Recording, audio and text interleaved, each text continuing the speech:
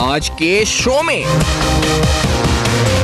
सिंध 77% पानी नाकाबिले इस्तेमाल, पानी में इंसानी फुजला भी शामिल।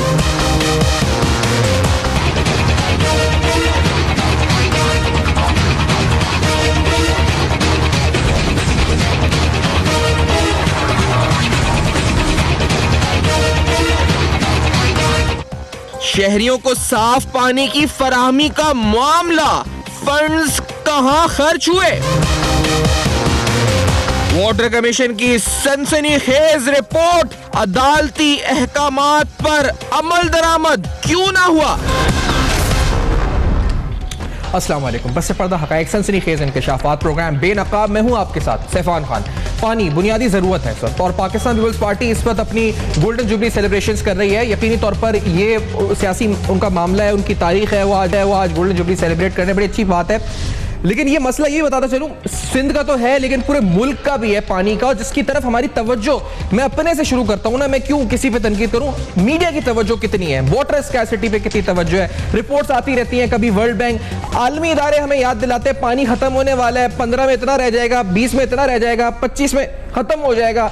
या पानी के ऊपर एक एक कतरे को, यानी डैम्स नहीं होंगे, बिल्कुल कोई वाटर पॉलिसी स्ट्रैटेजी नहीं होगी, तो क्या होगा। ये हम अपने आंखें बंद कर कर चले जा रहे हैं और सियासी मामला, पॉलिटिकल डिबेट्स ये सब चल रही हैं। लेकिन ये जो आप फुटेज मेरे साथ इस वक्त स्क्रीन पे देख रहे हैं, ये हैरानकुन फुटेज वाटर कमीशन का है। ये उस जुडिशल कमीशन का फुटेज है जो सूबे सिंध के तमाम शहरों में जाकर ये पता करता है कि वहां जो टर्म्स ऑफ रेफरेंस थे कि पानी की सप्लाई की सहूलियात वहां पर क्या है, जो आम आदमी को, शहरी को फराहम होता है, और दूसरी अहम बात सैनिटेशन की सहूलियात वहां पर क्या है, और साथ साथ जो एनवायरमेंटल प्रोटेक्शन एजेंसी है सिंध की, उसका रोल क्या रहा है इस वक्त। ये जो है 29/12/2016 के फैसले के बाद ये मामला हमने देखा कि ये जो है जुडिशल कमीशन सामने आया, और ये फुटेजेस हैरानकुन तौर पर इसकी अहमियत इसलिए भी है कि ये सिंध असेंबली में मेंबरान को भी दिखानी थी ताकि उनको अंदाजा हो सके, आंखों देखा हाल कि पानी की हालत क्या है। कि जो रिसर्च रिपोर्ट आगे PCRW की है, उसमें तो मतलब हैरानकुन इंकशाफात है कि 91% पानी कराची में ऐसा है जो आप पी नहीं सकते।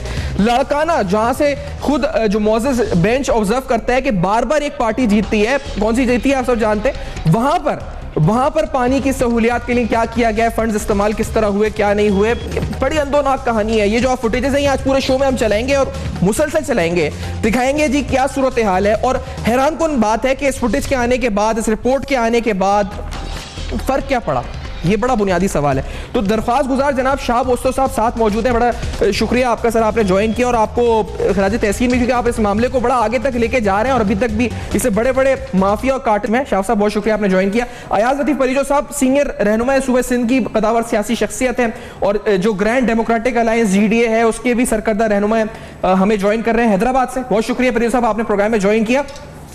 फहमीदा मिर्जा साहिबा जो साबिक स्पीकर कौमी असेंबली की, वो भी अभी तो नहीं, कुछ देर में साथ होंगे हमारे, और वो जो है इस पर बदीन की सूरत हाल पर भी और मुल्क की सूबे सिंध की मजमूई पानी की सूरत हाल पर इनसे बात भी होगी। इससे पहले भी जब हमने प्रोग्राम में उठाई थी रिपोर्ट तो हमारे साथ मौजूद थी। उस्तो साहब क्या हो रहा है सर, कल चीफ मिनिस्टर पेश हो रहे हैं, आज तो इस्लामाबाद में थे वो गोल्डन जुबली में, वो इस वजह से शायद पेश नहीं हो सके जो ऑर्डर में लिखा हुआ है, कल पेश हो रहे हैं, क्या ये अमल क्यों नहीं हुआ, क्या हुआ। ये रिपोर्ट जो हम देखते हैं, ये फुटेज जो हम देखते हैं, ये तो हैरानकुन है, क्या हो रहा है आखिरकार।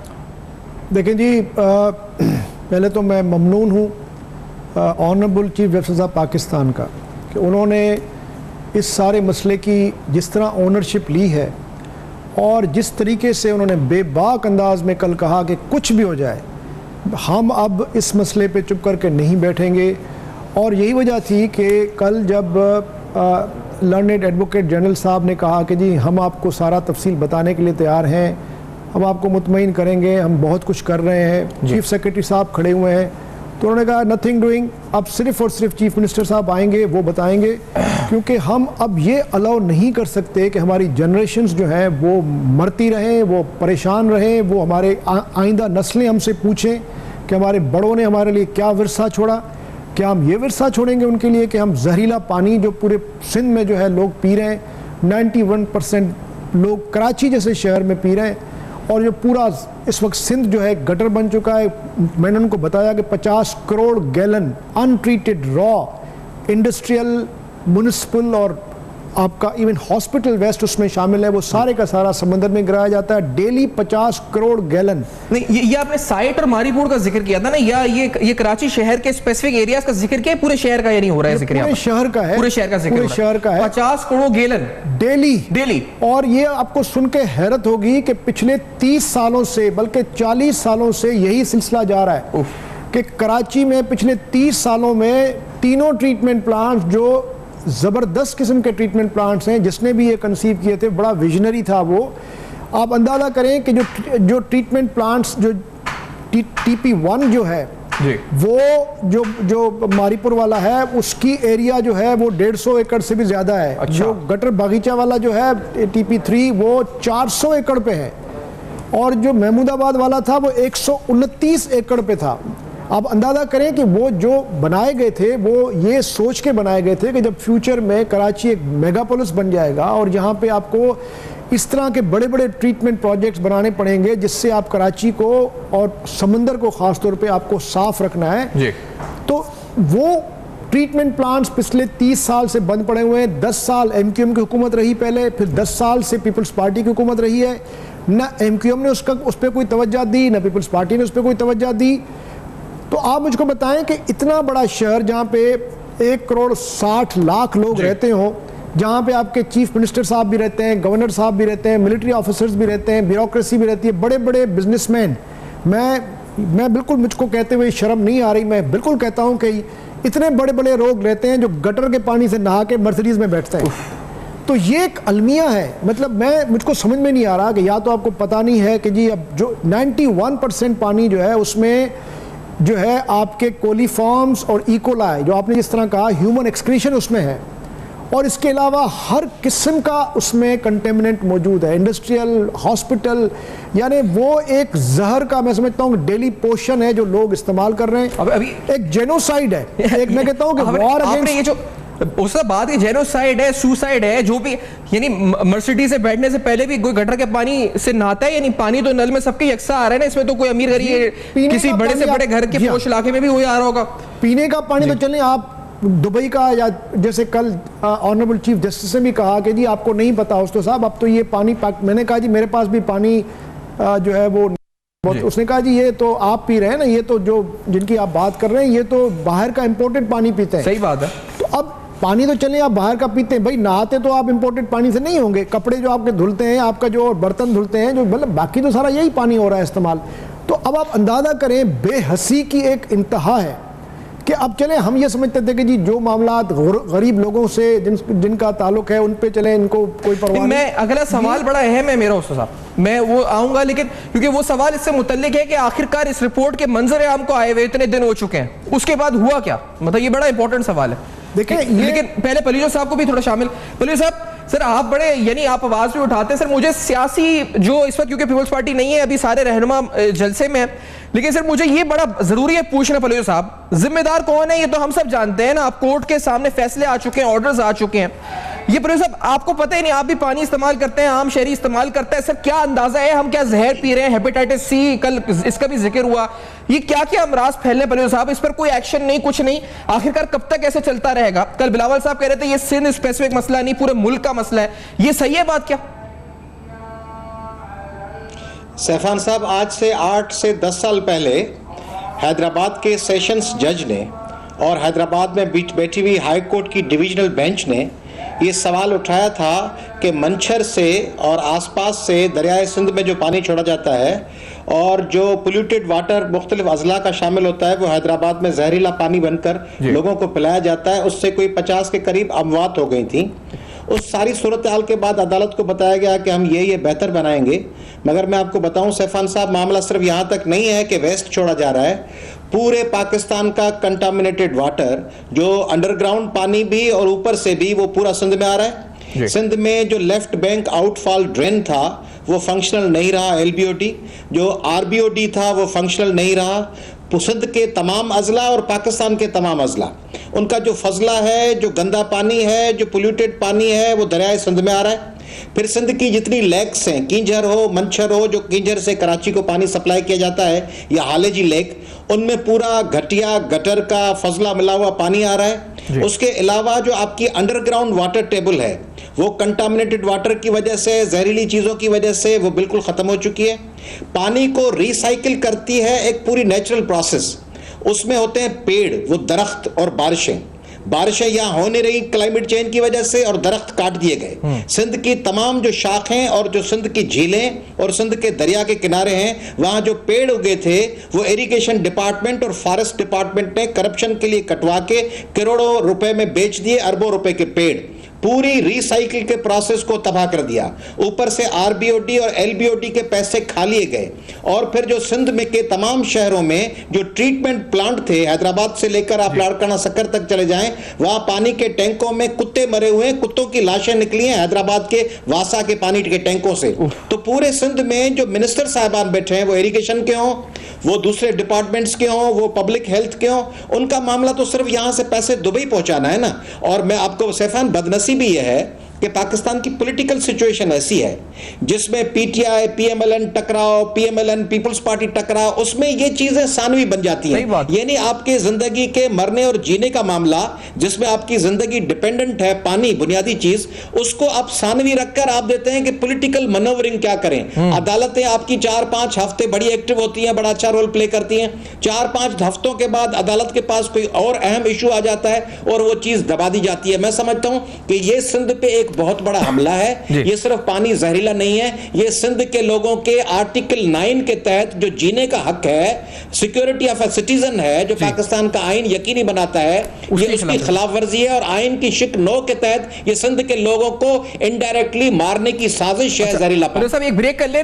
इस ब्रेक के बाद आके आपने बड़ा अहम नुक्ता आईनी शिकों का भी जिक्र किया है। कोर्ट ऑनरेबल जो है इस वक्त उसो साहब समात पे तो ये तो है दरख्वास्त गुजार, तो अब अगली समात में क्या एक्सपेक्टेशन है, पलीजो साहब क्या कहते हैं, फहमीदा मिर्जा साहिबा से बात होगी, और साथ साथ जो PRCW यानी जो वाटर रिसर्च है पाकिस्तान इंस्टीट्यूट, उसकी रिसर्च क्या है स्पेसिफिकली, ये भी आपके साथ शेयर करेंगे जो कलीदी फैक्ट्स एंड फिगर्स हैं। हम एक ब्रेक के बाद दोबारा हाजिर होते हैं।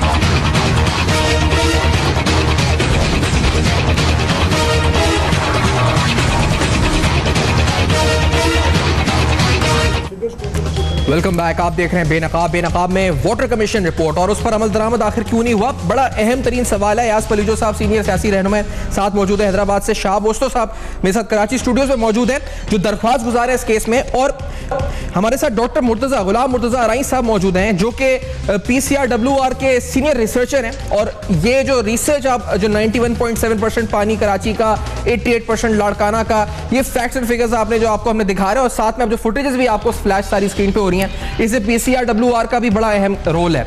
तो असल मसला है जी कि सिटीजन की राइट जो है पानी की, साफ पानी की, वो कॉम्प्रोमाइज हो रही है। अब डॉक्टर मुर्तजा साहब, ये क्या फैक्ट्स एंड फिगर्स है? मैं अगर मतलब आपसे स्पेसिफिकली पूछूं, कराची शहर से स्टार्ट करते हैं, ये 91.7% यानी जहरीला पानी है, कंटेमिनस वाटर है, पी नहीं सकते, या कितना जहरीला है, कोई इसका कोई रेशो है, कौन सी बीमारियां हो सकती है, कुछ क्या रिसर्च है आप लोगों की? डॉक्टर साहब गुलाम मुर्तजा जी, थैंक यू वेरी मच। इसमें जो 91% इसमें शो की गई है, उसमें एक्चुअली ये टोटल कोलीफॉर्म बैक्टीरिया होते हैं जो कि इसमें माइक्रोबायोलॉजिकल कंटामिनेशन जिसको हम कहते हैं, उसकी वजह से 91 पॉइंट समथिंग जो है ये कंटामिनेशन आई है। अच्छा। इसमें फर्दर हम देखते हैं कि इसमें जो बैक्टीरियल कंटामिनेशन है उसमें पैथोजेनिक बैक्टीरिया जो होते हैं जिसको एज इकोलाई इंडिकेटर बैक्टीरिया देखा जाता है, वो एक्चुअली इसमें 33 पॉइंट समथिंग जो है 33.4% जो है कंटामिनेशन मिली थी।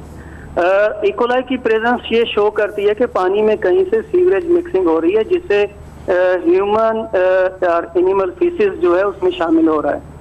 तो ये कंटामिनेशन जब हो जाए तो उससे फिर वाटरबॉर्न डिजीजेस जो हैं, मोस्टली कॉलरा, डायरिया, ये जो डिजीज हैं उससे हो सकती हैं। अच्छा, तो ये जो हो सकती हैं बीमारियां, यानी ये सिर्फ कराची शहर के स्टैटिस्टिक्स है जो आपने जिसमें बताया जी कि इंसानी फुजला शामिल है, ये पूरे सिंध में ये मजमूई तौर पर है कि इंसानी फुजला पानी में शामिल हो चुका है? जी जी बिल्कुल, इसमें ये जो मैंने आपको बताया कि 33 to 34% जो है पानी में ह्यूमन फीसिस का जो हम कह सकते हैं कि उसमें मिक्स है on the basis of analysis report. यही सिचुएशन जो है वो बाकी सिंध में भी यही इसी तरह। अच्छा, ये मैं फिर जो जैसे ये पानी पीने का है, मैं इस वक्त हमारे पास ये पीने का पानी है, नहाने का पानी है, हाथ धोने का, तो ये मजमूई पूरे सिंध में है, मतलब ये नहीं कि किसी इलाके में है 33% इंसानी फजला, ये पूरे सिंध में मजमूई तौर पे ऑन एवरेज आप कह रहे हैं 33% है मामला? नहीं, ये 33% मैं कराची का बता रहा हूँ। अच्छा। जो अभी हमने कमीशन को रिपोर्ट सबमिट की है, ओवरऑल एक परसेंटेज निकाली जाती है कि सिंध में जो हमने सैंपल लिए वो क्या है। अच्छा। अगर आप एरिया वाइज और डिस्ट्रिक्ट वाइज निकालेंगे तो कहीं पे 40% है, कहीं पे 30% है, कहीं पे मोर देन 50% जो है वो उसमें ये मिक्सेज है। सखर में अभी जो हमने रिपोर्ट दी है उसमें 50% सैंपल्स जो हैं वो उसमें ह्यूमन फीसिस के जो हैं वो इंडिकेटर पाए गए हैं। इसी तरह it's not a first time कि अभी हम इसको कर रहे हैं। इसी तरह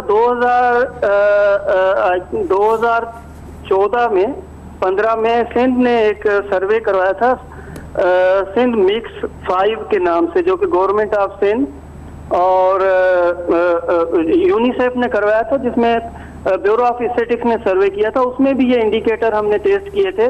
तो उस वक्त भी जो ओवरऑल सिंध में कंटामिनेशन मिली थी इसकी इकोलाई की, ह्यूमन फीसिस या एनिमल फीसिस की मिक्सिंग की, वो 38.8% थी। अच्छा, ठीक है ना। ये मतलब पहले से ये 2014-15 में खुद जो है उस वक्त भी गवर्नमेंट ऑफ ये हैरान कुन रिसर्च है सर, हैरान कुन तौर पे मतलब अब क्या इस पे बंदा लफ्ज़ बोले, अंधोनाक भी है, शर्मनाक भी है।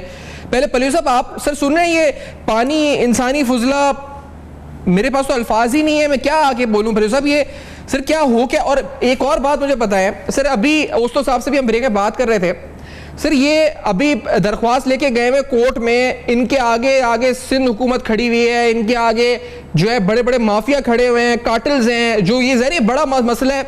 तो इनके पीछे कोर्ट के अंदर कौन सी सियासी जमात, हम पनामा में तो सारे पिटिशनें लेके पहुंच गए थे, बल्कि जिन्होंने पिटिशनें भी नहीं डाली थी वो भी पहुंच गए थे। तो सर आप आ जाएं, आप कल कोर्ट में आ जाएं इनके साथ पलियो साहब, या कोई तो आए जो बैक करे इस अहम मसले पे आगे मंतकी ज्यादा पहुंचाने के लिए। सैफान, हम मुकम्मल सपोर्ट करते हैं। अगर मेरे भाई को ज़रूरत होगी तो हम वहाँ पे होंगे। जब आरई साहब बात कर रहे थे तो मैं ये सोच रहा था सैफान के सिंध में अगर हम किसी फ्लैट के नीचे भी खड़े हो ना, तो ऊपर से एक छींटा गिरता है तो हम समझते हैं कि वॉशरूम से गिरा हुआ है, तो हम जाके नहा लेते हैं, कपड़े चेंज करते हैं। कोई थूक भी, बस में किसी ने थूक फेंकी और पिछले शीशे से एक बूंद भी आके लगी तो अब अगले बंदे से लड़ने के लिए तैयार हो जाते हैं। और यहाँ कराची में और हैदराबाद में 40% के करीब और सखर में 50%, जिसको फजला लोग नहीं समझेंगे और एक्सक्रीशन भी नहीं समझेंगे, यानी पाखानों का और पेशाबों का पानी मिला के सिंध के लोगों को दिया जा रहा है और हम खामोश बैठे हैं। अभी आपके टीवी चैनल पे सैफान मैं नीचे देख रहा था और ट्वीट्स भी देख रहा था, तो उसमें नजर आ रहा है बिलावल साहब की तकरीर है और जरदारी साहब की, कह रहे हैं कि तीसरी जनरेशन है हमारी और कह रहे हैं कि 50 साल कंप्लीट हुए हैं, हमारा यौम तासीस है। 50 साल यानी 1967 से 2017 तक, 50 सालों में 70 से लेके आज तक 47 साल पीपल्स पार्टी ने हुकूमत की है मुख्तलिफ वक्फों से,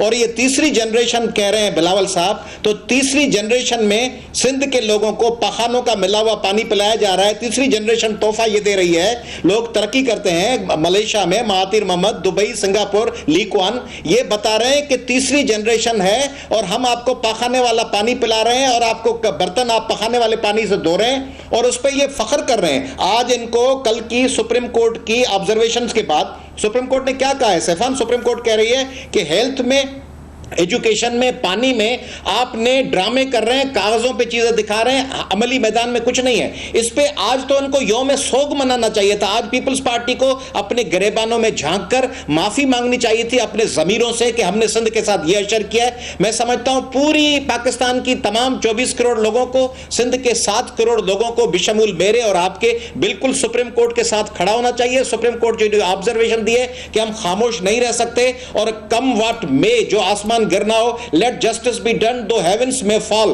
कुछ भी हो जाए, सुप्रीम कोर्ट जो फैसला दे, और बड़ा सुप्रीम कोर्ट को एग्रेसिव और सुप्रीम कोर्ट को आइंदा जनरेशंस की जो चीफ जस्टिस साहब ने बात की है उसको नजर में रखते हुए इन तमाम मुजरिमों को, ये मुजरिम है, ये मुलजिम नहीं है, ये मुजरिम है जो सिंध को गंदगी वाला पानी पिला रहे हैं, इनके खिलाफ कार्रवाई करनी चाहिए और हम सबको सुप्रीम कोर्ट का साथ देना चाहिए। कार्रवाई शाहबाज साहब, आप तो समाज का हिस्सा है ना, क्या कार्रवाई हो सकती है? और ये असल कार्रवाई तो ये कि पानी साफ हो जाए ना भाई, आप हटाए किसी को, नहीं हटाए, एक्शन लें, मुअत्तल करें अफसरान, कोई भी हो, क्या पानी साफ किस तरह होगा उस्ताद साहब? ये उसके लिए क्या अहकामात फौरी तौर पर अमली तौर पर जारी करने चाहिए, क्या होगा उस्ताद साहब? देखें जी, सुप्रीम कोर्ट ने जो 16 मार्च का ऑर्डर पास किया है और 13 मार्च का ऑर्डर पास किया है, उसमें उन्होंने तकरीबन कोई 13-14 डायरेक्शंस दी हैं, और वो डायरेक्शंस जो हैं वो दरअसल एक ये समझ लीजिए कि एसेंस है, एक टेक्निकल जो इसके सारे पॉसिबल वे आउट्स हैं उन 13-14 डायरेक्शंस में मौजूद हैं, जिसमें आपको जो फौरी तौर पे आपके जो फिल्टर प्लांट्स और ट्रीटमेंट प्लांट्स मौजूद हैं उनको रिहेबिलिटेट करना है, और इसके अलावा आपको नए लगाने हैं। फिर आपको ट्रीटमेंट के बगैर किसी भी इंडस्ट्री का फुजला बाहर नहीं छोड़ना, वहाँ उनको प्री ट्रीटमेंट प्लांट्स लगाने हैं, और इस तरीके से आपकी लैब्स जो हैं उनको अपडेट करना है, इलेक्ट्रॉनिक लैब्स करनी है, ताकि कराची का कोई भी आदमी बैठ के देख सकेगा कि जो पानी आ रहा है वो पानी इस वक्त किस तरह, उसकी क्या क्वालिटी है। और उसके बाद सुप्रीम कोर्ट ने लॉन्ग टर्म भी कहा है, कराची पोर्ट ट्रस्ट और कराची वाटर सीवरेज बोर्ड वगैरह जितने और इदारे जो हैं कराची के, उनको कहा है कि आप मिल के एक लाएमल बनाएं, ताकि पोर्ट में जो गंदगी हो रही है और जिसकी वजह से जहाँ पे जो शिप्स आते हैं उनकी इंश्योरेंस बढ़ जाती है, और शिप्स आना उन्होंने बंद कर दिया, जिस तरह एयरलाइंस ने आना बंद कर दिया, अब शिप्स भी नहीं आ रहे यहाँ पे। तो इस तरीके से एक पूरा 13-14 ऑर्डर्स का एक पूरा लाए अमल दिया गया है, और उसमें टाइमलाइन भी दी गई थी, और टाइमलाइन दी गई थी इनके टेक्निकल जो लोग थे कराची वाटर सीवरेज बोर्ड के, और इंडिपेंडेंट जो लोग थे, डॉक्टर मुर्तज़ा जैसे और सलमान चांडियो साहब जैसे जो इंडिपेंडेंट लोग थे और बड़े अपने काम के माहिर हैं, उनसे राय लेने के बाद वो टाइमलाइन दी गई थी 2 महीने की, 3 महीने की। फिर ये भी कहा गया था कि अस्पतालों में जो अस्पतालों का फुजला है वो बहुत ख़तरनाक होता है, जो वो बाहर फेंक देते हैं, फिर वो उठा के वो म्युनिसिपल फुजले के साथ मिला के वो भी दरियाओं में डाल देते हैं, नहरों में डाल देते हैं।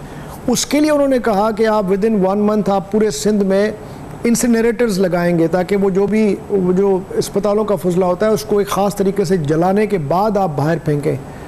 तो मैं समझता हूँ कि जितने भी इसके एस्पेक्ट्स हैं उस पर उन्होंने अपनी एक डायरेक्शन दी हुई है। फिर पिछले 9 महीने से जो हमारी कमीशन है, कलोड़ो साहब जो हैं उन्होंने पेन्स लिए हैं, वो हर दूसरे हफ्ते हम बैठते हैं, पूरी गवर्नमेंट ऑफ सिंध के लोग आते हैं, एक टास्क फोर्स बना हुआ है जिसमें सारी सेक्रेटरीज, तकरीबन सारी सेक्रेटरीज हैं उसमें मौजूद। सर एक ब्रेक, उस सब मैं इस बात को यहीं से जोड़ता हूँ। मैं सवाल बिलावल साहब की ट्वीट जो उन्होंने कल की थी कि हमने प्रैक्टिकल स्टेप्स, मैं इस बात को कंप्लीट करके वो जो उन्होंने कहा था जी प्रैक्टिकल स्टेप्स किए, और हम बताएंगे कोर्ट में जाके कि हमने practical steps, canal, lining of canals और डैम्स की बात उन्होंने की थी अपनी ट्वीट में। हैरानकुन इंकशाफात हैं, और ये आखिरकार हो क्या रहा है सुबह सिंध में, मजमूई तौर पर सुनकर इस पर जो है इस पर कुछ अल्फाज भी नहीं कहने को, किस तरह का पानी हम लोग पी रहे हैं। एक ब्रेक के बाद आते हैं।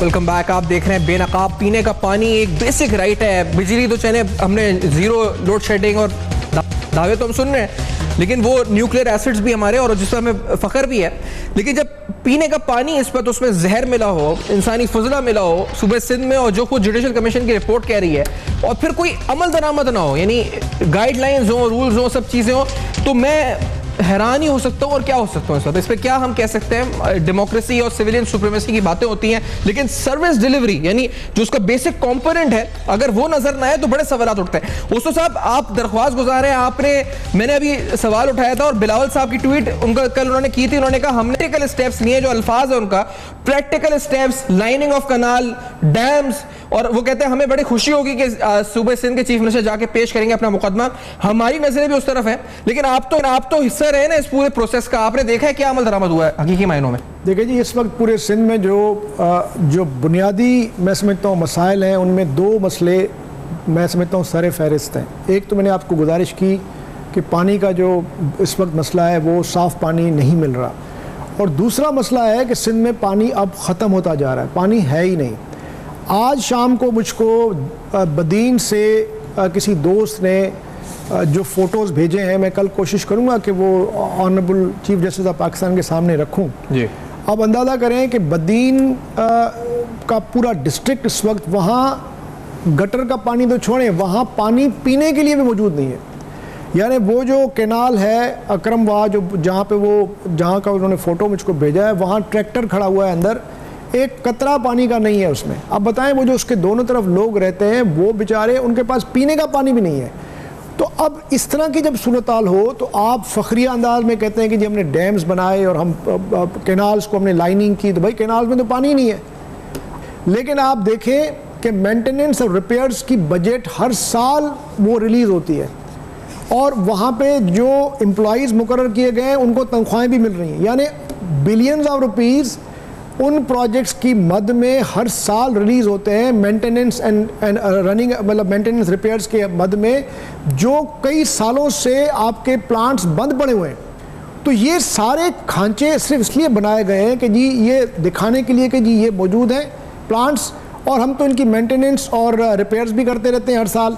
जबकि पिछले 30 साल से, तो कराची की बात कर रहा हूँ, इंटीरियर को तो छोड़ें, पिछले 30 साल से कराची में एक भी ट्रीटमेंट प्लांट जो है वो ऑपरेटिव नहीं है, और जो फिल्टर प्लांट है वो आपके सामने आपने देख लिया भी जा रही है, मेंटेनेंस फंड्स भी जा रहे हैं, ऑपरेटिव नहीं है। अब देखें 13,000 मुलाजमीन है आपके कराची वाटर सीवरेज बोर्ड के, वासा का अभी जाके एक जो है वो फिल्टर प्लांट जो है वो उसको अभी हमारी कोशिश के बाद, काफ़ी जदोजहद के बाद, अभी एक प्लांट जो है उनका चलने के काबिल हुआ है। लेकिन हैदराबाद की हालत भी कराची जैसी है। अच्छा, ये सक्खर की हालत उससे भी बुरी है, लाड़काना की हालत उससे भी बुरी है। ये बड़ी अच्छी बात है, तनख्वाह भी दे रहे हैं, और उसका नाम क्या है, मेंटेनेंस भी दे रहे हैं। खा जाते हैं वो देते नहीं है, वो खा जाते हैं सब।